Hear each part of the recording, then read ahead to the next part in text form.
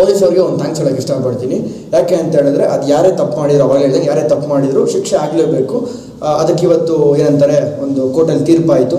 4ನೇ ತಾರೀಕು ಗಂಟ ಹೈಕೋರ್ಟ್ಗೆ ಹೋಗೋದು 4ನೇ ತಾರೀಕು ಕೇಸು ಅಂತ ಹೇಳಿದ್ದಾರೆ. ಥ್ಯಾಂಕ್ ಯು ಸೊ ಮಚ್ ಎಲ್ಲ ಪೊಲೀಸರಿಗೂ. ಇದೇ ರೀತಿ ನೇಹಾ ಹಿರೇಮಠ ಅವ್ರ ಕೇಸು ಆಯಿತು, ಮತ್ತೊಬ್ಬರು ರೇಪ್ ಕೇಸ್ ಆಯಿತು, ಯಾರೋ ಮಗುನ ಅತ್ಯಾಚಾರ ಮಾಡ್ತಾರೆ, ರೇಪ್ ಮಾಡ್ತಾರೆ, ಮತ್ತೊಂದು ಮಾಡ್ತಾರೆ.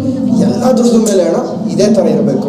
ಏನೋ ಈ ಒಂದು ಏನಂತಾರೆ, ಈ ನ್ಯಾಯ ಕೊಡಿಸೋದ್ರಲ್ಲಿ ಇದೇ ಥರ 10 ದಿನ 20 ದಿನ ಕಂಟಿನ್ಯೂಸ್ ಟಿವಿಲಿ ಹಾಕೊಂಡು ಹೊಡೆದಾಗ ಅವ್ರಿಗೂ ಒಂದು ನ್ಯಾಯ ಸಿಗುತ್ತೆ. ಯಾಕಂದರೆ ಅವ್ರ ಮನೆಗಳಲ್ಲೂ ಅನುಭವಿಸಿರ್ತಾರೆ. ಇವತ್ತು ನೇಹಾ ಹಿರೇಮಠ ಅವ್ರ ಕೇಸವರು ಸಾವಿರಾರು ಜನ ಅವ್ರ ಊರಲ್ಲಿ ಪ್ರೊಟೆಸ್ಟ್ ಮಾಡಿದ್ರು, ಮತ್ತೊಂದು ಮಾಡಿದ್ರು, ಎಲ್ಲ ಮಾಡಿದ್ರು. ಅದು 2ನೇ ದಿನಕ್ಕೆ 3ನೇ ದಿನಕ್ಕೆ ಮ್ಯಾಟ್ರ್ ಕ್ಲೋಸ್ ಆಗೋಯಿತು. ಯಾಕೆ? ಅಲ್ಲಿ ಯಾರು ದೊಡ್ಡ ವ್ಯಕ್ತಿ ಅನ್ನೋದು ಇರಲಿಲ್ಲ.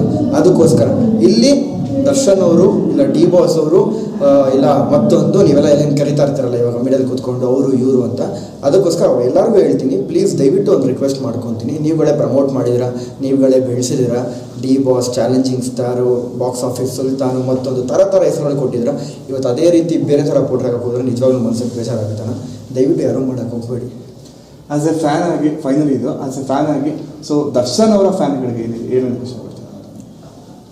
ನೀವೇ ನೋಡ್ತಾ ಇದ್ದೀರ, ನಾನು ಸ್ಟೇಷನ್ ಕರ್ಕೊಂಡು ಹೋಗಿದ್ದ ದಿನದಿಂದ ಹಿಡ್ದು ಜೈಲಿಗೆ ಕಳಿಸ್ಕೊಡೋ ದಿನ ಗಂಟ ಅವರ ಅಭಿಮಾನಿಗಳು ಸ್ಟೇಷನ್ ಹತ್ರನೇ ಇದ್ದರು. ಮಳೆ ಬಂದರು, ಬಿಸಿಲಿದ್ರು, ಅಲ್ಲೇ ನಿಂತ್ಕೊಂಡು ಕೂಗಾಡಿ ಕಿರ್ಚಾಡಿ ಅವ್ರ ಪ್ರೀತಿ ಅಭಿಮಾನ ತೋರಿಸ್ತಾ ಇದ್ರು. ಕೆಲವೊಬ್ರು ಮಾತಾಡಿದ್ರು ಹುಚ್ಚು ಅಭಿಮಾನ, ಮತ್ತೊಂದು ಹಂಗೆ ಹಿಂಗೆ ಅಂತ ಇಲ್ಲ. ಅದು ಅಭಿಮಾನ. ಎಲ್ರಿಗೂ ಫ್ಯಾನ್ಸ್ ಅನ್ನೋದಿರ್ತಾರೆ.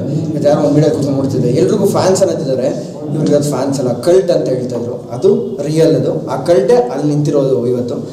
ಎಲ್ರಿಗೂ ಎಲ್ಲ ಫ್ಯಾನ್ಸ್ಗೂ ಥ್ಯಾಂಕ್ಸ್ ಹೇಳೋಕ್ಕೆ ಇಷ್ಟಪಡ್ತೀನಿ. ನಿಮ್ಮೆಲ್ಲರಿಗೂ ಬೇಜಾರಾಗಿದ್ದರೆ ಸಾರಿ. ಮತ್ತು ರೇಣುಕಾ ಸ್ವಾಮಿ ಅವರ ಫ್ಯಾಮಿಲಿಗೆ ಒಂದು ಕ್ಷಮೆ ಕೇಳೋಕ್ಕೆ ಇಷ್ಟಪಡ್ತೀನಿ. ನಮ್ಮ ಕಡೆಯಿಂದ ತಪ್ಪಾಗೋಗಿದೆ.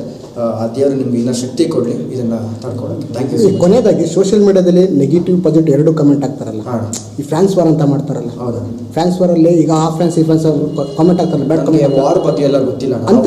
ನಾವೆಲ್ಲ ವಾರ್ ಮಾಡೋಕ್ಕೆ ಹೋಗಲ್ಲ ಯಾರೂ. ಅದು ಅವ್ರವ್ರು ಅಂದ್ಕೊಂಡು ಅವ್ರವ್ರು ಕಮೆಂಟ್ ಹಾಕೊಂಡಾಗ ಅದು ವಾರ್ ಆಗುತ್ತೆ ಅಷ್ಟೇ. ದಯವಿಟ್ಟು ಈ ವಾರು ಅದು ಇದು ಯಾವುದೂ ಇಲ್ಲ ಅಂತ. ಸಿನಿಮಾ ಇವಾಗ ಒಂದು ನಿಮಿಷ ಅಣ್ಣ, ನಿಮ್ಮ ಪ್ರಶ್ನೆ ಉತ್ತರ ಕೊಟ್ಬಿಡ್ತೀನಿ. ಇವಾಗ ಎಲ್ಲರೂ ಸಿನಿಮಾ ರಿಲೀಸ್ ಆದಾಗ, ಇವಾಗ ಸುದೀಪ್ ಅಣ್ಣನ ಸಿನಿಮಾ ರಿಲೀಸ್ ಆಯಿತು, ಬಾಸ್ ಫ್ಯಾನ್ಸ್ ಹೋಗಿ ನೋಡ್ತಾರೆ. ಶಿವಣ್ಣನ ಫ್ಯಾನ್ಸು ಹೋಗಿ ಸಿನಿಮಾ ನೋಡ್ಕೊಂಡು ಬರ್ತಾರೆ. ಅಪ್ಪು ಸರ್ ಫ್ಯಾನ್ಸ್ ಹೋಗಿ ಸಿನಿಮಾ ನೋಡ್ಕೊಂಡು ಬರ್ತಾರೆ. ಯಾಕೆ? ಅಲ್ಲಿ ಅದು ಕಾಣಿಸ್ತಲ್ವಲ್ಲ ಅಣ್ಣ. ಅವತ್ತು ಹೋಗಿ ನೀವು ಕೇಳಬೇಕಾಯ್ತಲ್ಲ ಸ್ಟಾರ್ ವಾರ್ ಅಂತ. ಈ ಕಮೆಂಟ್ಸ್ ಎಲ್ಲ ಹಾಕ್ದಾಗ ಮಾತ್ರ ಅಣ್ಣ, ಕಮೆಂಟ್ಸು ಒಬ್ಬ ಹಾಕೋನು ಹಿಡಿಬೋದು, 10 ಜನ ಹಾಕ್ದವ್ನು ಹಿಡಿಬೋದು, 1000 ಜನ ಹಾಕ್ತಾರಣ್ಣ, 1,00,000 ಹಾಕ್ತಾರಣ್ಣ, ಎಲ್ಲಿ ಹಿಡಿಯೋಕ್ಕಾಗುತ್ತಣ್ಣ? ಅಂಥವ್ರನ್ನ ನಾವು ಸ್ಟಾಪ್ ಮಾಡೋಕ್ಕಾಗಲ್ಲ. ಕೆಟ್ಟ ಕಮೆಂಟ್ಸ್ ಯಾವತ್ತೂ ಯಾರನ್ನೂ ಸ್ಟಾಪ್ ಮಾಡೋಕ್ಕಾಗಲ್ಲ. ಅದು ಅವ್ರ ಡ್ಯೂಟಿ. ಕಮೆಂಟ್ಸ್ ಹಾಕೊಂಡು ಕೂತ್ಕೊಳ್ಳೋದು ಅವ್ರ ಡ್ಯೂಟಿ. ಇವಾಗ ನೋಡಿ, ಈ ವಿಡಿಯೋ ಬಿಡಿ ಅಂತೀನಿ, ಈ ವಿಡಿಯೋ 10 ಕಮೆಂಟ್ ಆಗ್ತಾರೆ ಬಂದೇಳಿ, ಅದು ನಮ್ಗೆ ಚೆನ್ನಾಗಿ ಗೊತ್ತು.